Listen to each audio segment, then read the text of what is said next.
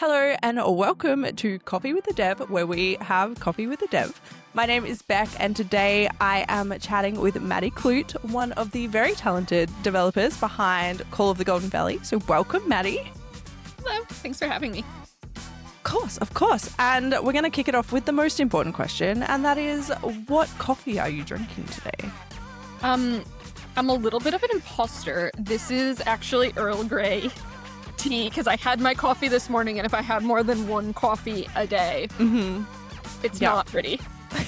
I am also an imposter because I'm drinking tea instead of a coffee because I've had my allowed coffee. And then in the afternoon, you can't just, I don't know, like coffee doesn't hit the same in the afternoon as like you need something else. So I understand. We caffeinated beverages, we don't discriminate in this podcast. We don't discriminate.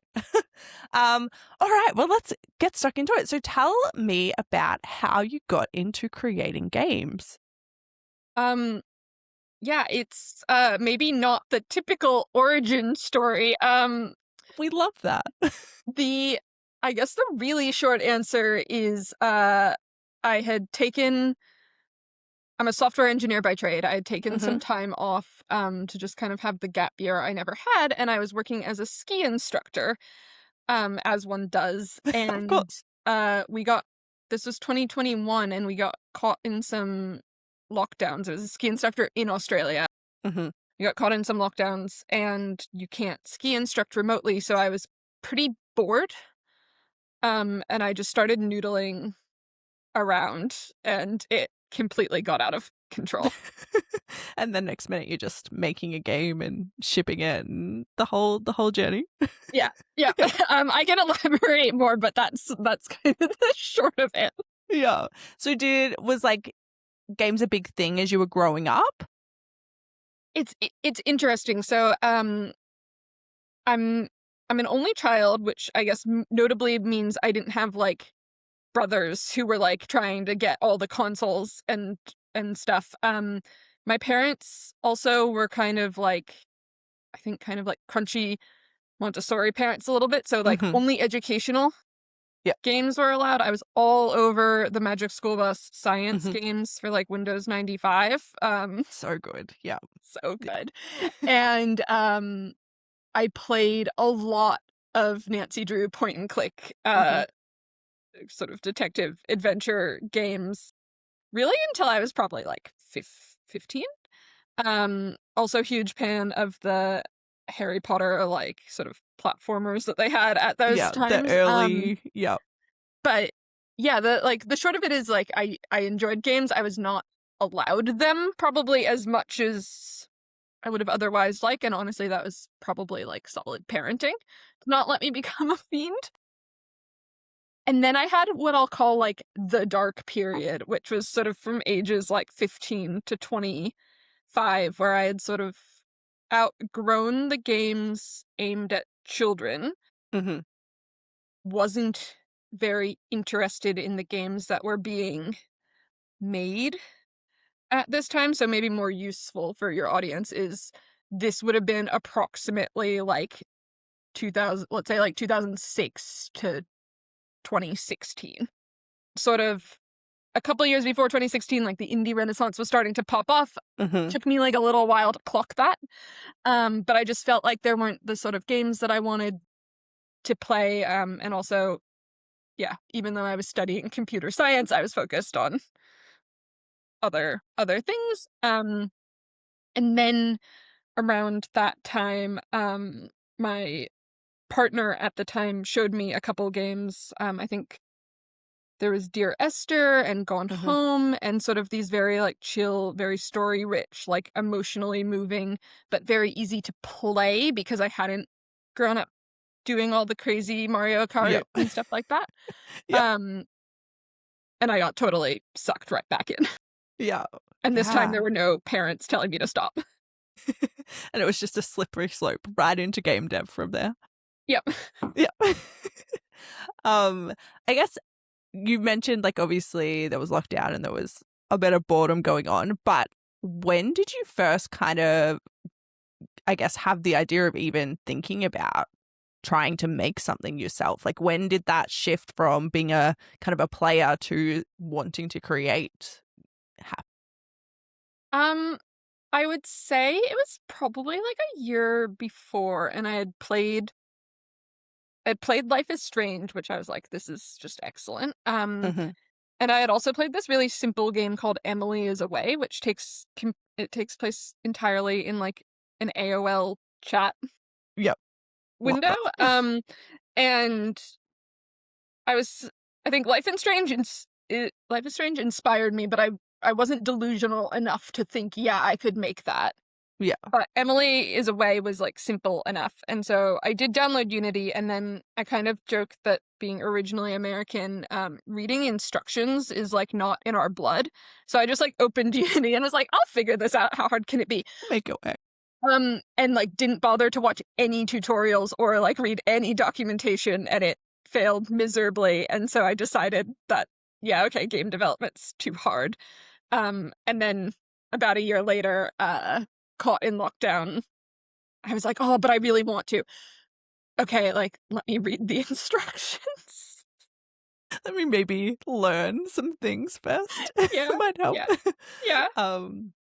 And so have you always been someone who has wanted to create, or was that, yeah? Yeah. I'm definitely happiest when I'm making things.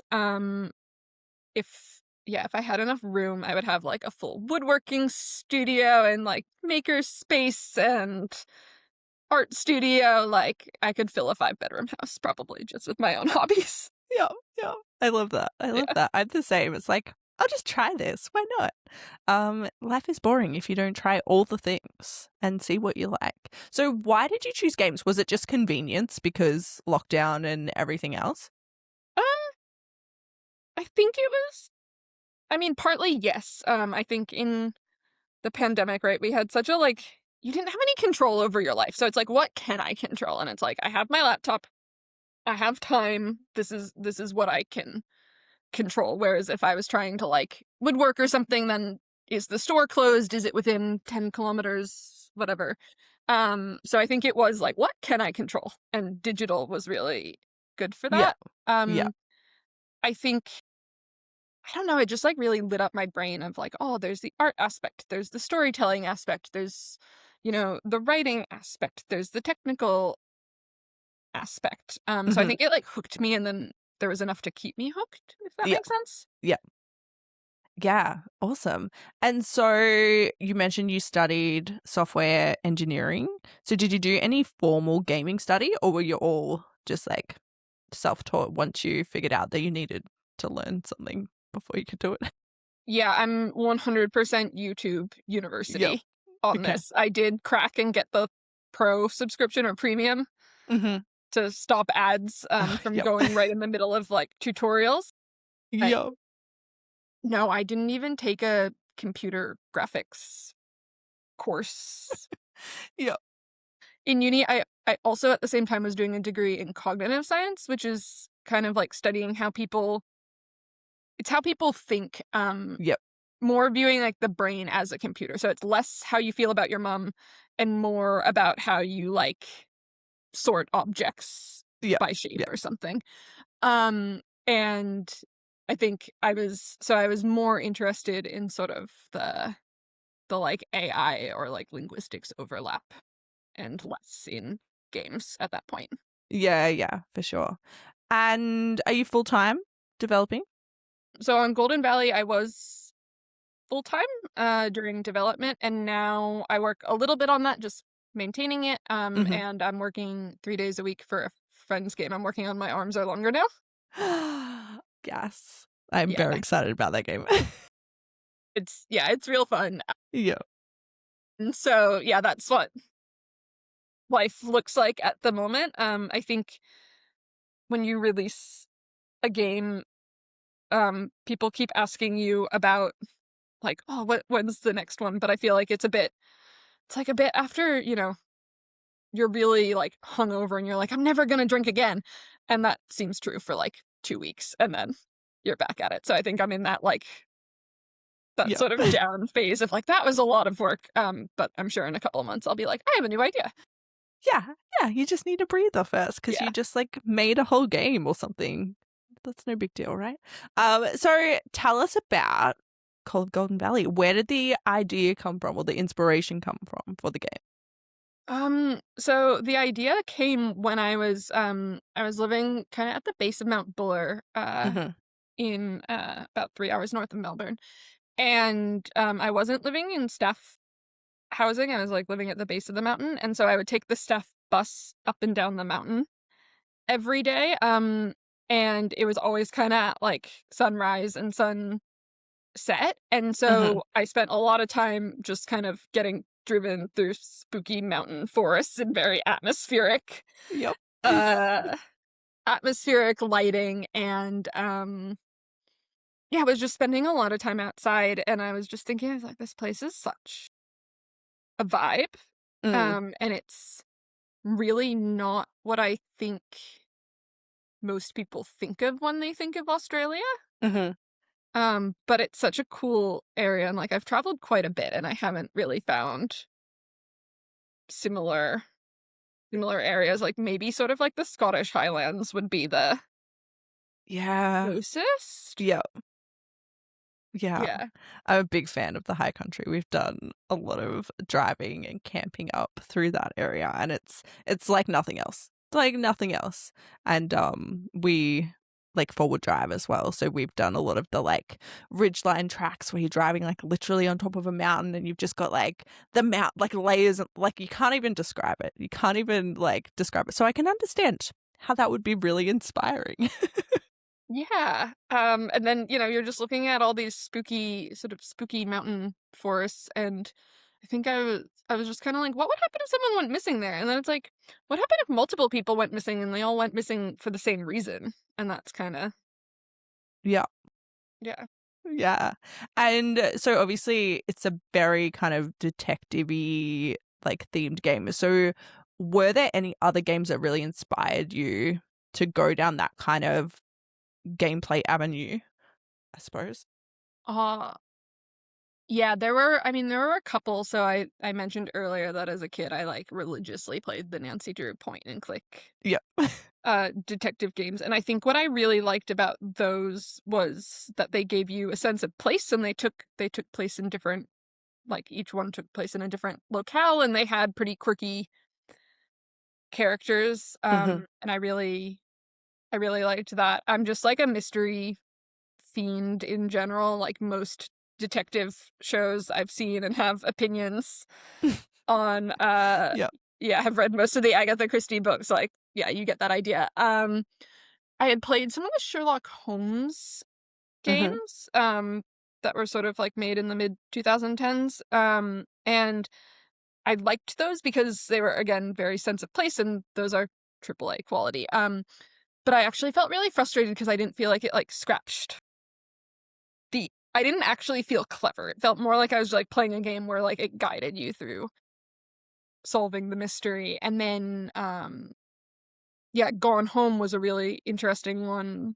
because that's very like just it's not explicit mystery solving. It's like you're wondering what happened, and then you go rummaging around and you find it. So I think that really like made me start considering how much our environments tell Hmm. about us. So I think, yeah, I guess it was kind of like the triangulation between a lot of those. Just different inspirations. We love that.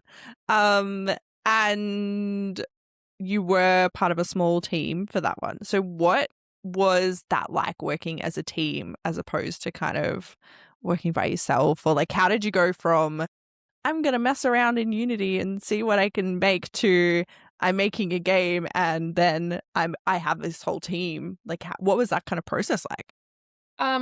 So I guess the answer to like how do you go from that? The answer is money. Um and so I worked on it myself for a little bit, and Hmm. then I went in for Screen Australia funding. And uh got one of their grants. So everything in the prototype, like all the 3D modeling, hooking in the sound, all of that I did by myself, and it became very obvious that there were some areas that I could do, but maybe shouldn't Yep. do. We all have strengths. We all have strengths. And yeah, so then when I got the funding, that allowed me to hire Hmm. other people and bring other people on to do those things that I felt that maybe it's not the best thing for the game for me to be for me to be doing those. And I actually had been a tech lead and manager in my previous careers. I feel very fortunate that I got to sort of make all my early management mistakes on with someone else's money Yep. and time. Yep. Because I think, no matter what you do mess things up when you're trying anything for the first time. So I'm really grateful that it was more like, okay, I've got a games team. How do I run a games team? Not just like, how do I manage people or, Yep. what's a contract? Like, um, I think a lot of times when we talk about game development, we talk a lot about the creative side and even the technical side, but we forget that it's actually running a business Hmm. as well. And there's lawyers and there's accountants and there's contracts and there's labor laws and there's all of that involved too. Yeah. Yeah. And so tell me a little bit more about the business side. Like, did you find that challenging, or was it kind of was it difficult to go from doing it in a different, although adjacent kind of industry to doing it in games? And was it different doing it yourself off your own back, I guess? Yeah, I mean, look, when you have a corporate job and like your laptop breaks, there's like an IT department you can like bring it to and be like, help. Um, like I am the IT. You are the like IT department. You are the HR department. Like Yeah. you're everything. For the most part, I enjoy that sort of context switching, but it really does give you this feeling of like, oh, there's no backup here. So like I've run payroll while I was on holiday in some pretty weird locations because Yep. it You got to has do it it. has to be Yeah. done. um and it's a little bit hard to carve out breaks, I think, in terms of like managing the team. It was, I guess I had only ever managed people who were doing very similar things to Hmm. like my core skill set. Like I was trained as an engineer and then I was managing other engineers doing mostly engineering things, whereas now all of a sudden you've got animators and sound people and you know UI people and people who you know their domain knowledge way exceeds what I would ever hope to have. So I mean, I think if anything I became more of a hands-off manager where I think it was like hire smart people and then just get out of their way. Yeah. Love that. And like going from kind of corporate to more of a creative kind of environment, was that difficult to kind of lead a creative focused team? Oh, for me it was such a positive Yeah. change. I think especially right after I had left tech, people sort of asked, oh, like, was it because it was difficult to be a woman in software? And that definitely does come with its own set of difficulties. But I think actually what was the really like limiting factor on how long I could do that job for was that I felt like I was a creative person stuck in a corporate environment and it just felt like a very small box uh to be in. And I think, yeah, I feel so much better working Yep. in the more creative industry. And I think, yeah, I just feel more on the same wavelength with most of the Yep. people I'm dealing with. Yeah, it's a really good change Yeah. for me. Well, that's good. That's good. And so what does game dev life look like for you? Obviously, it's a bit different now that you've finished, not quite, you never really finished, but you're not working exclusively on Call of the Yeah. Golden Valley. So what was it like working on that game? And then what is it like now, splitting yourself up a bit more? Yeah, I mean, I think it will look different for everyone. I mean, Hmm. some other devs I know are basically nocturnal semi-recluses, Yep. um, whereas I really kept it. I was about to say 9 to 5, let's be honest, it was more like 10 to 6, but, like, kept it mostly during normal working hours, Hmm. Monday to Friday. We, work out of the Acme X co-working space, because at home I do nothing. Yep. I end up taking a nap. So I really did keep myself on a pretty Hmm. regular cadence, and I think it's definitely a marathon and not a sprint. So I almost just treated it like a job where I was working for someone else, but that someone else happened to be me. It's the other version of you, right? Yeah, it's just like manager Maddie and like worker Yeah. Maddie.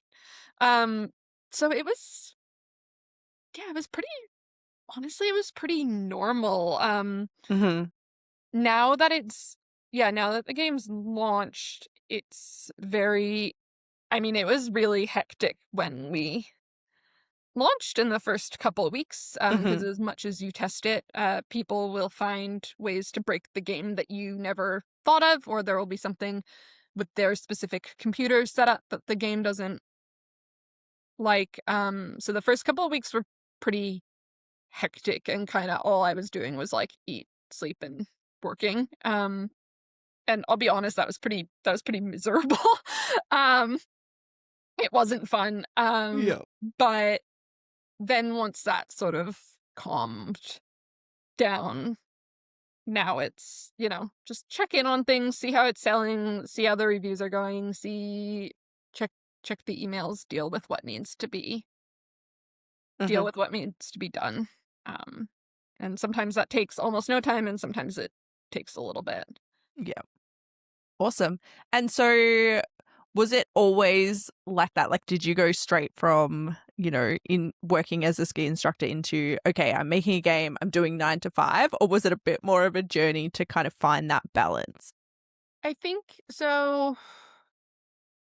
After After ski instructing, once the borders opened, I went back to the US for like maybe 2 months, because hadn't been able to visit in quite some time. And at that point, I was just kind of still noodling around with it as a hobby. But I would say probably like pretty shortly after I got back to, and that's also when I moved to Melbourne. I had been living in Sydney previously, and then Mount Buller, and then US, and then back to Melbourne. And then pretty much as soon as I got established in Melbourne, I started treating it like a job to get the prototype done. Yeah. I was lucky that I had savings from, previous corporate job to float me while I did that, but it was kind of like, okay, like is limited. If I want to focus on this full time, the other option would have been, I guess, get a different job in Melbourne and do the Hmm. game prototyping on like nights and weekends. Yeah. Which is what a lot of people do, I think. Yeah. Um, I had another question, but my train of thought just got distracted. Um, yeah, I guess, how did you go from, I guess, having this idea, noodling around, to like, what was the decision process? Like, did you have a moment where you were like, I need to make this into a prototype? Like, when did you kind of have that change? I think like I started for my next game. I think I'll spend more time in sort of like the paper phase of before Hmm. just getting right into the engine and starting. But I just like crashed through it. In hindsight, maybe I should have spent more time explicitly thinking about whether this is what I was going to do or not. But at least for me, when a creative project takes hold, and one of my other developer friends really hates this analogy. I would describe it kind of as like creative vomit. Like, Yeah. if you've got a stomach bug or something, um, you're feeling nauseous and you're like, oh, I don't want to puke. But like at that point, you don't really have a choice, Yeah. right? Like it's not on you. So it's like this game is getting made one way or the other, because like the feeling of not making it will feel worse than Getting it whatever out sort of there. life consequences there are for making it. Yeah. Yeah. Cool. And I guess what was the most surprising part about making the game in the process of it? Um, there's so many ways I could answer that. Games take a lot longer to make than you think. Mm-hmm. I thought it would be like a little 1-year project. It was 3.5. Mm-hmm. Um, I think I was just like surprised by the depth of talent of people floating around. Like there's so many lovely and talented people, and it's just this whole world I wasn't in or even like adjacent Yeah. previously. So that was a really the development timeline was an unpleasant surprise. The people was a really pleasant surprise. Yeah. Yeah. And let's talk about Screen Australia funding. So you applied for Screen Australia funding. What was that process like? Because I know there's a lot of people who look at that and go, I couldn't do that. That's way too much and too scary and too hectic. So what was the process of like applying for that? So the grant I got, um the exact grant doesn't exist anymore. They've split it into two, which is kind of like Mm-hmm. a prototype fund and a production fund, as I understand it. But at the time, I forget if you needed a playable prototype or if I just had one. I think you needed one. But and we got funding for Vix from Vic Screen about a year later. And I think with any government funding thing, they do ask a lot of questions. Because it is taxpayer money. So and also if you think about it as like they're investors in your game, basically. Mm-hmm. Um, it's totally reasonable that they want to like know what your plan is and what's your budget. But they do ask a lot of questions about sort of, who's the audience, how are you going to market this thing, how are you going to develop this thing, what's the budget, who are you going to hire, um, all of that. Mm-hmm. I think maybe the forms themselves could be streamlined a little bit. It can become quite a lot of documents and like pitch deck and all of that. But I think if you're serious enough about a game, making a game where you're trying to take it from the domain of like hobby to professional and probably disrupt some other pieces of your life to make this fit, I think it's a really good exercise to be Mm-hmm. able to answer all of those questions. And I guess I've had this conversation with people a lot at like GCAP. I think for any hobby and any person, like taking something you love and making it your full-time job is a decision that you should really think about quite carefully. Like budgets and production schedules do absolutely suck some of the creative joy Yeah. out of game making. And I think yeah, and preparing pitch decks and all of that. And so I think um I would I guess I would say to people, like, if you're looking at the funding application and you're really just thinking like, oh, like I don't want to do any part of this. I would sit with that and really sort of ask yourself quite carefully of like, does this mean that actually this is kind of my refuge from boring administrative tasks and this is like my fun playground, and sort of just evaluate if making that your profession is actually gonna have the impact on your life that you want it to.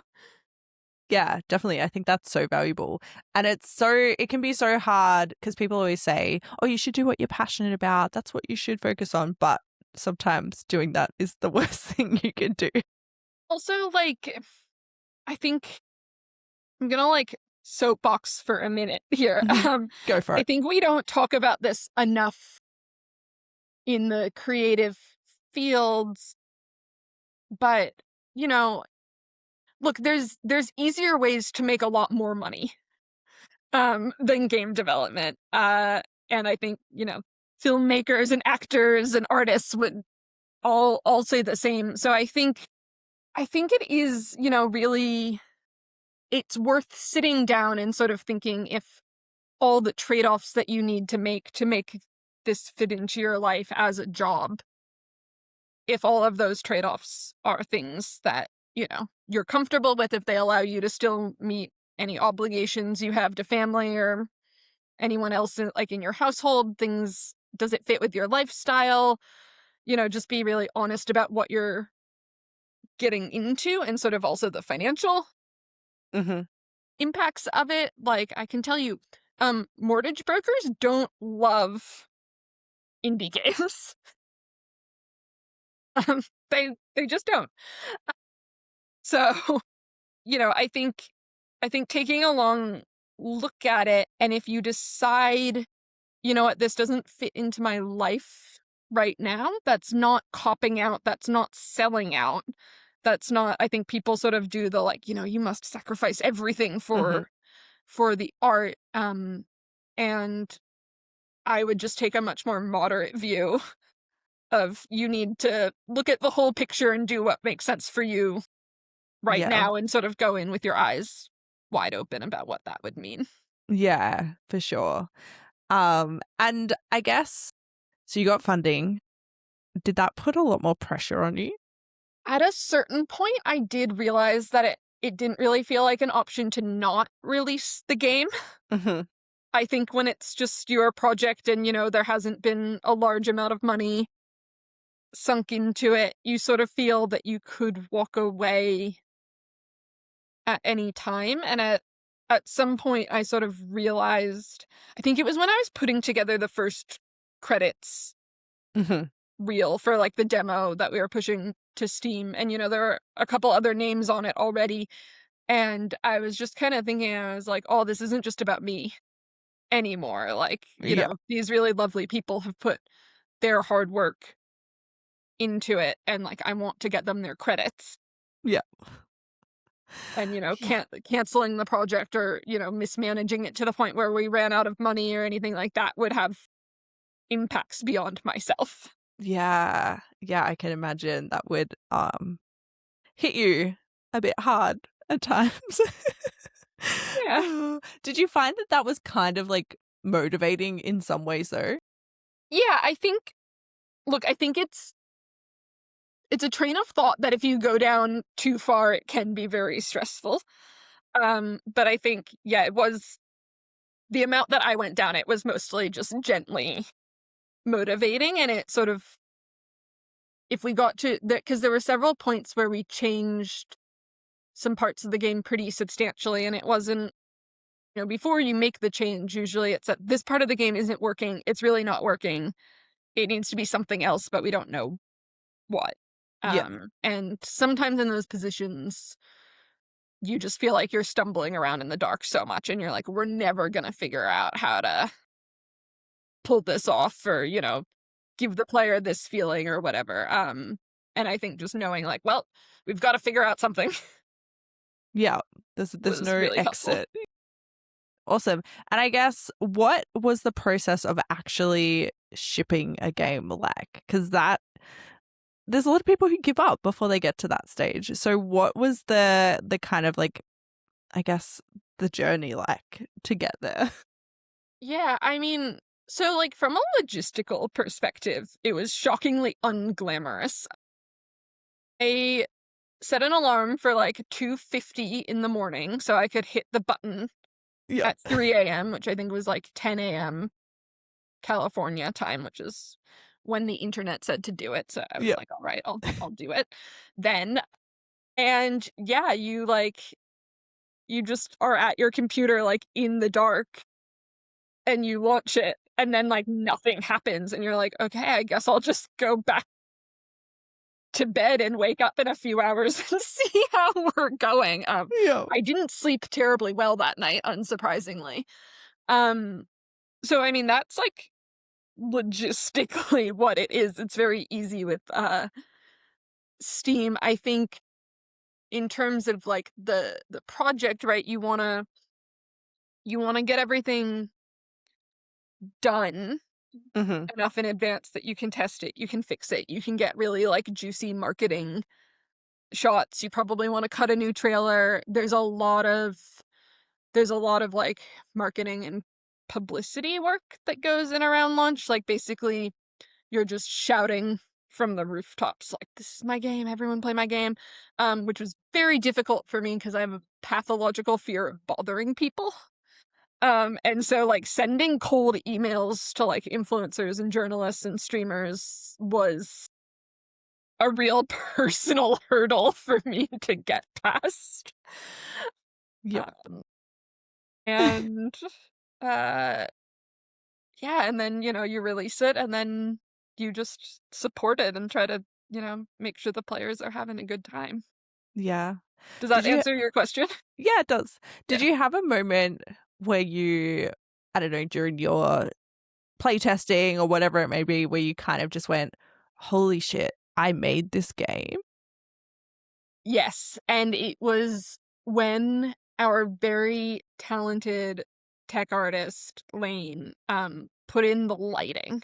Like, did kind of the final, like, lighting and post-effects pass. Which in hindsight, I really wish we had done earlier because it would have helped a lot with, like, the Steam page, in the years leading up to launch, but better late than never, and it just, it looked like a different game, the amount of difference that good lighting and sort of color grading, and, like, a little bit of, like, bloom can do, and all of a sudden you're just like, "Oh, wow, this is a game." And then I think the second time that happened, because I was like, you think, "Oh, okay, that was it." When we had all the voice lines in, that also really, I think, gave it another dimension. Yeah, for sure. I think lighting and sound makes all the difference, doesn't it? Really? Yeah. Yeah. And so were there any kind of standout lessons that you learnt? There was probably a million, but what were some of the kind of most valuable things that you learnt through the process of, idea to making, to funding, to making some more, to releasing? I think the biggest thing I would do differently for the next game is I would get more towards final quality, at least in some parts of the game, sooner. So often people will call this a vertical slice, and it's meant to be this little itty bitty part of the game that kind of has all the lighting and the sound and everything. Because I think I just didn't quite appreciate, it sounds obvious in retrospect, I didn't quite appreciate the extent to which people could not understand what was in my head. And sort of see the potential of things. And so I think definitely, and also just honestly getting a vertical slice of a story game is very hard because it's like, how do you pick which chapter of a book to isolate? So I think getting those like really beautiful scenes and like some of the voiceover in early would have been really great just for sort of showing people what it was, whereas I approached this very much like an engineer, where I was like, let's make sure all the systems are working first, and then we can make it pretty at the end, and that is not how you sell games. Yeah. So I think that was my biggest thing. I think I also learned that, like, if there is the tiniest chance a player can, like, do something weird, someone will. Yeah. Like, people have they've reported escaping some of the levels on Golden Valley, and, like, I'm happy that they report it, but then I look in the engine and I look at the colliders, because basically, you've got this, like, kind of floating piece of ground in this, like, very liminal space in the engine, and then you put walls around it, sometimes invisible walls, sometimes literal walls, and, I look at them and I'm like, is there a gap here? And, you'll see it's like, yeah, technically, if you like zigzagged around these 4 things in this one way, you could get out. And you're just like, wow, someone did that. So everything's got to be like watertight. Like, yeah. Yeah, I've heard kids playtesting is really great because they will do everything that you won't expect ever and break your game, which is good in a testing kind of way. Yeah, I think we were pretty good about this, but to anyone like listening, I think watching anyone play your game is very useful because they will not play it in the same way that you play it. I kind of think of it as like, how if you're giving like a friend a key to your house or something, you almost have to explain like, yeah, you have to like lift up the doorknob a little bit, turn like wiggle the key, and it's just these things that you do every day and you don't think of, but are actually a little bit weird. So definitely like watching other people play your game is always very humbling. And then I would say like watch different people play your game. Kids will play it very differently than their parents will play it, and they'll play it very differently from your friends. Yeah. Did you show at any of the like expos or anything like that? We showed it South by Southwest Sydney in 2023, which was the first year, and then 2025, like right before launch. That was quite good. We also showed at a handful of smaller like Acme sponsored events like the Work in Progress night, and I think we did an audience lab where basically members of the public can come in and try your game. We never did PAX, partly because for PAX you have to like be by your booth for like 3 days straight for like 12 hours PAX a is a day, and full-time, honestly that just seemed really horrible to me and exhausting. But also we did a lot of online festivals, and I think before and also PAX is expensive, right? Before you go gung-ho on in-person events, I think it's really good to consider if your game does well in person, and Golden Valley did pretty well in online festivals, and it did fine in like quieter public events. But because it is a rather thinky game and there is a lot of reading, and it doesn't have what I guess I would call like good over-the-shoulder value, like some games are really fun to watch other people play.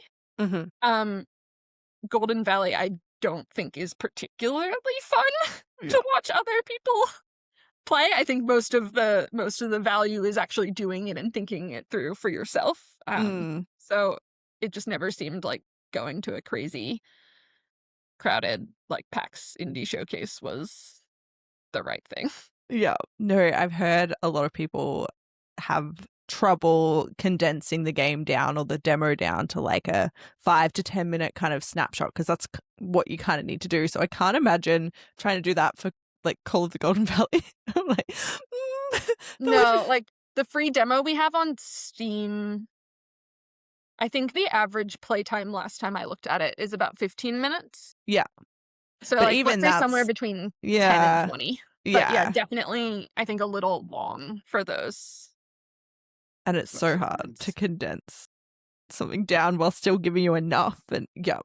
And then you get the people who will whinge that the demo spoils the main game and all of those fun things.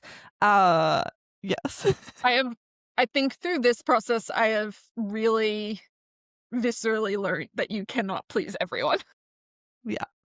Speaking of, that was literally where I was heading. The game's out, which means you have a lot of people giving you various different feedback. How's that been? For the most part, it's actually been really lovely. Because I think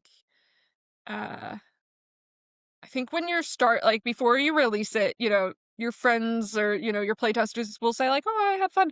But it's kind of like your grandma telling you that you're pretty or handsome.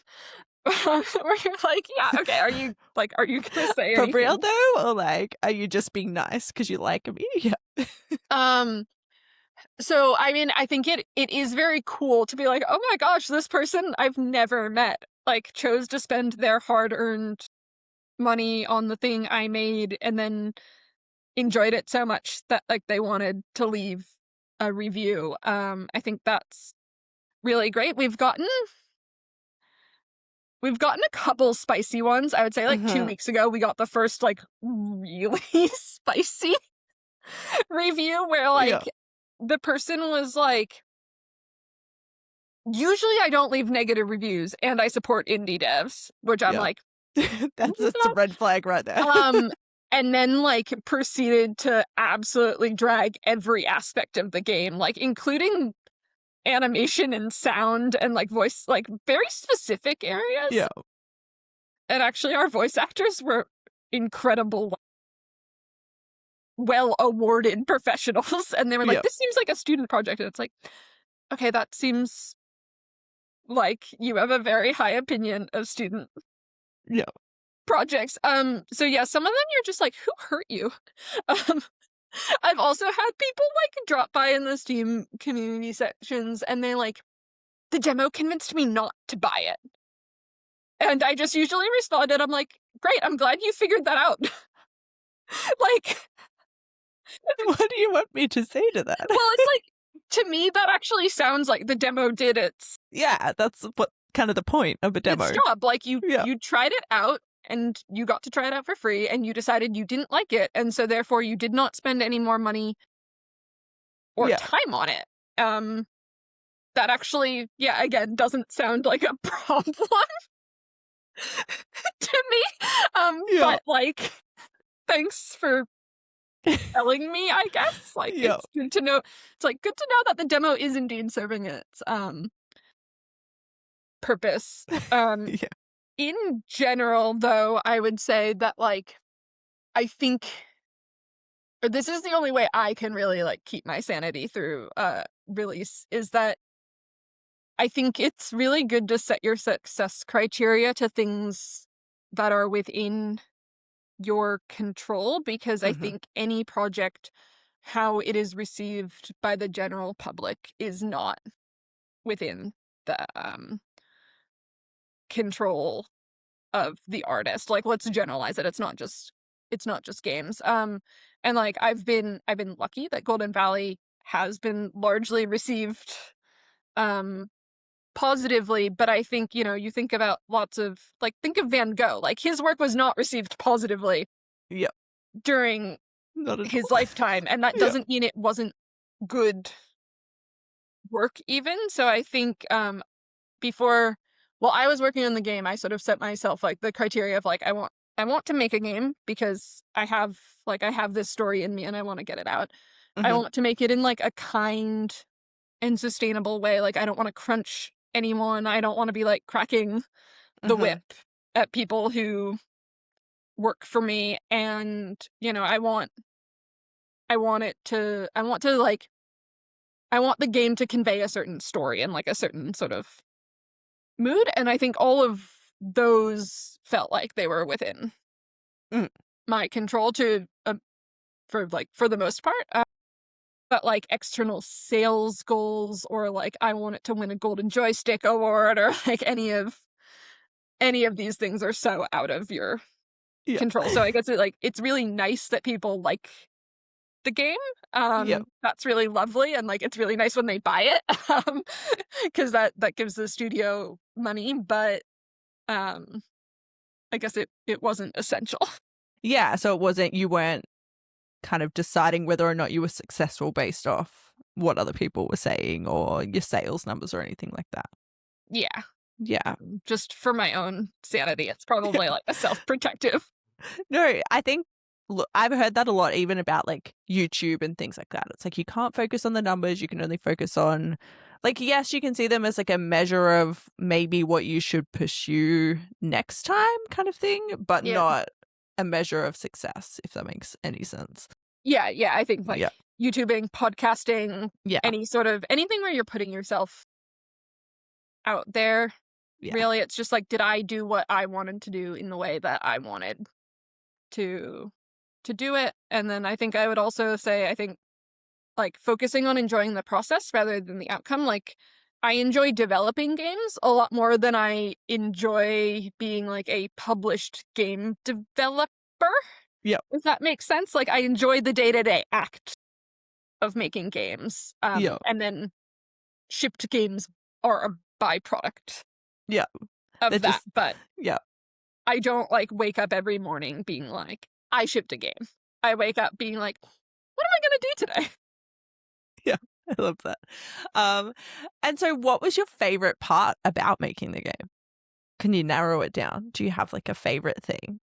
I really liked the moments where the person who did audio and like music composition, Ben, he and I have like a really lovely friendship and also just creative relationship. And so I think my favorite parts were bringing him on board very early so he understood the story and the tone we were trying to convey, and then sort of bouncing off each other to figure out, how can the music help the story and how can the story help the music, and sort of where can we do cool things with the sound Yeah. design, and that was really cool and special. Yeah. I love it when you meet someone and you vibe with them and you just get that. It's hard to describe what it is, but it's, I know what you mean. And it's just like, oh yes, this guy gets it. Cool. Such a good feeling. I love that. I love that. It sounds like your team was like a really, really good team that just worked. Yeah. I think just like hire smart and very like reasonable. I think, when I worked at Google, we had this archetype of like the brilliant jerk. Where it's like, yeah, this person's really smart, but they're incredibly hard to work with. Like, are they still worth it Yo. to have on the team? And my management philosophy was it was never worth it. But I would like have arguments with other managers about this. They're like, well, sometimes, and I'm like, no, it's never worth it.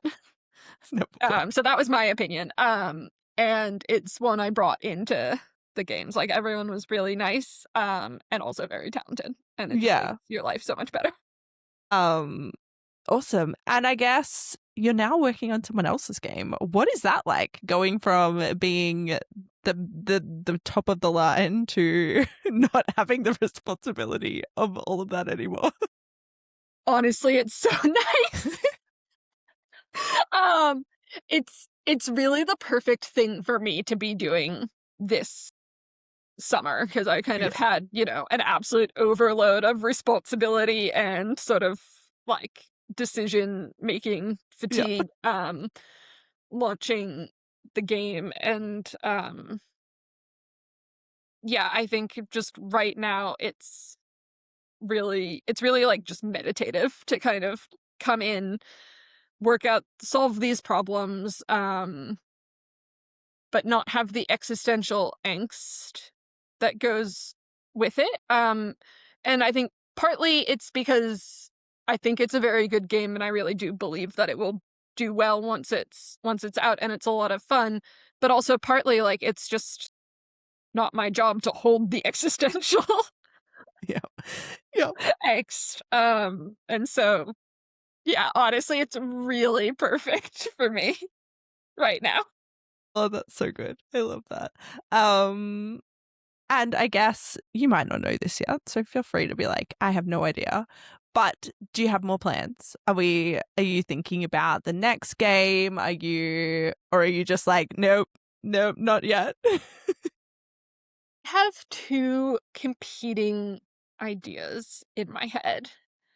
I hate it when that happens and you have to choose. Yeah, I have two competing ideas at the moment.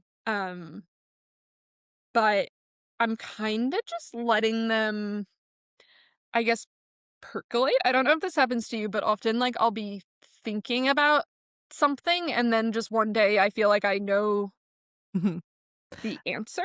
Yeah, I call it letting it brew. I'm like, oh no, that idea needs to cook a little bit longer. It needs to brew for a bit longer. Yeah, so everything's kind of cooking, and again, I'm just having like a pretty easy summer and focusing a lot on, I'm just trying to be like outside and not at a computer as much as I possibly can, actually. Yep. So I kind of think I'm like, this is sort of an autumn winter problem, but honestly, I suspect by that time an answer will have like popped out of the soup.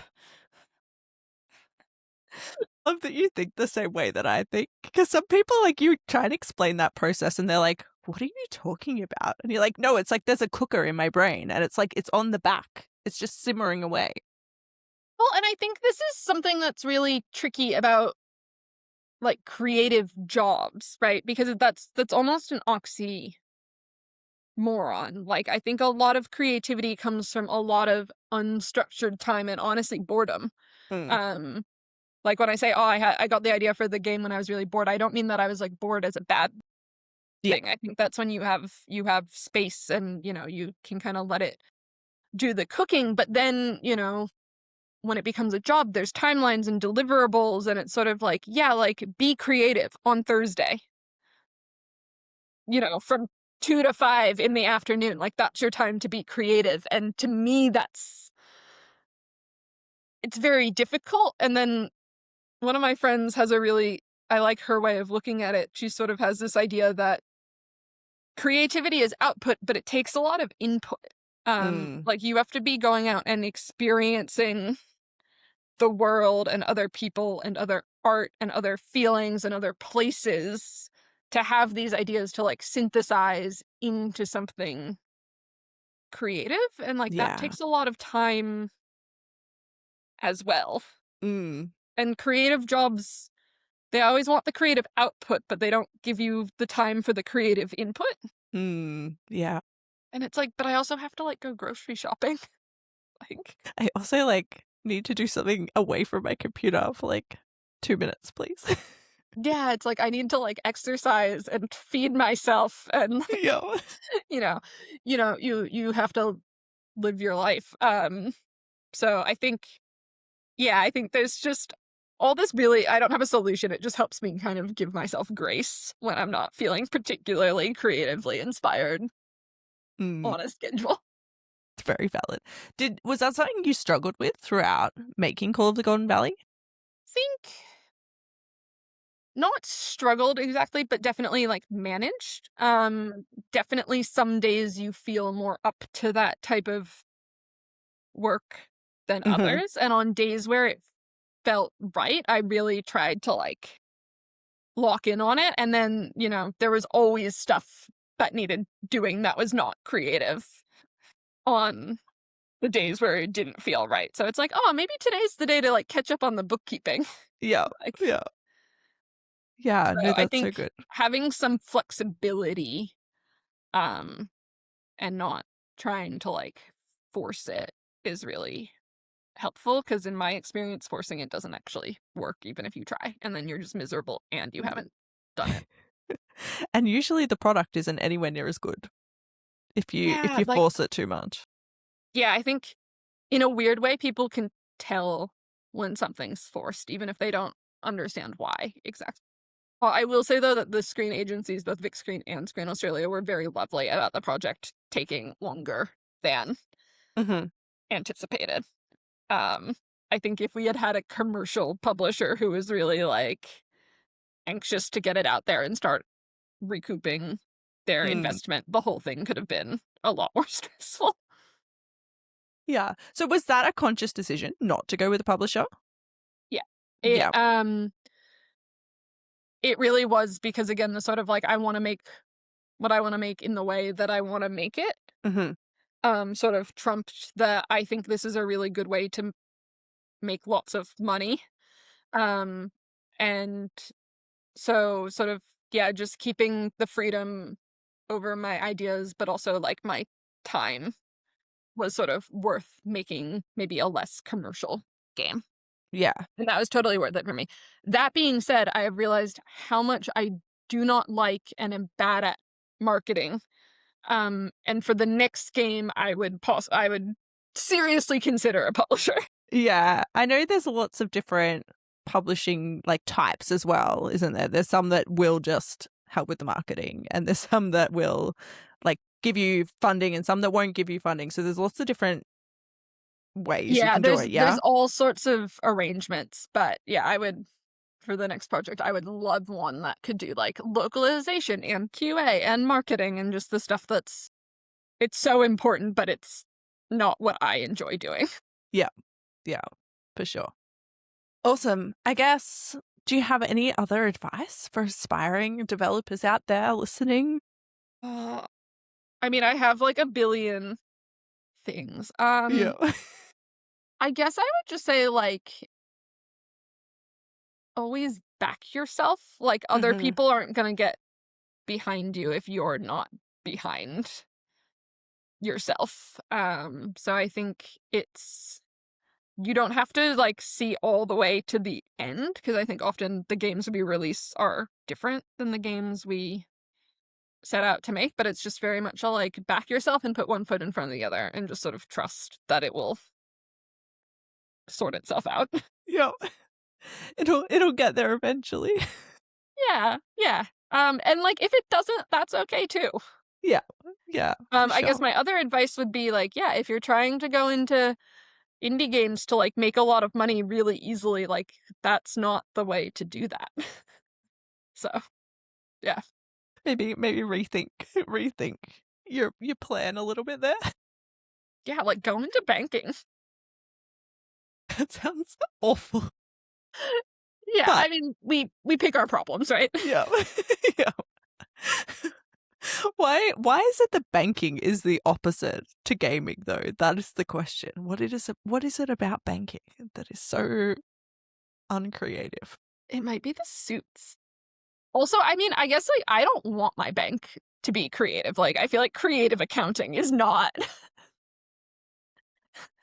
like that's just not what I want.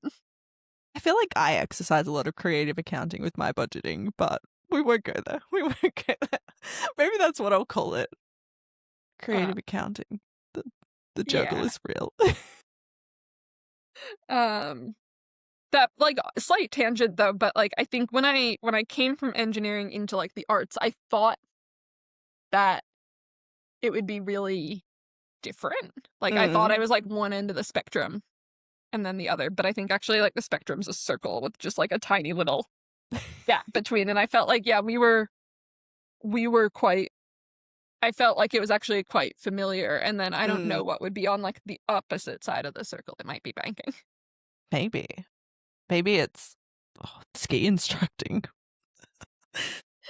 Yeah, look, that was very different. And I have so much respect for people who earn their livings outdoors, because you do not get to pick which day you are outside, and it can get very physically uncomfortable, and also like, yeah, just depending on your body. For your work. That was, again, also easier ways to make money. Very fun, but that was really hard work.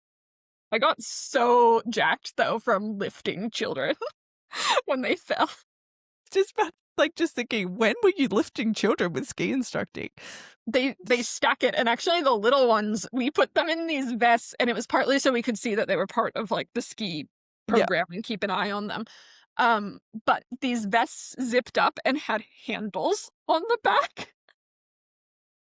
I mean, I could see the utility there. Yeah. It was so handy. But yeah, you're like essentially like lifting like that all the time. And yeah, you get really strong. Oh, when you said that, I was like just imagining you like skiing down, like holding a child, like up in the air, like Dirty Dancing style. No. That's where my brain went.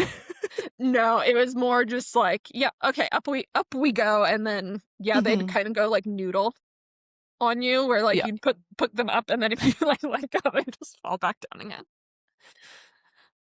It was very cute, but very different to game dev. Maybe it's the opposite. You went from one spectrum to the other. You just in a different way. Yeah, look, office jobs, as much as I'm like, I don't want to be near a computer, office jobs are great. Climate control is great. It's very easy work compared to yeah. Awesome. All right. I think we'll wrap it up there. If you are interested in checking out Call of the Golden Valley, it's great. I can attest to that because I've played it. The link is in the description below. But otherwise, we're going to wrap it up there. Thank you so much for chatting, Maddy. It's been incredible. And yeah, until next time, stay caffeinated.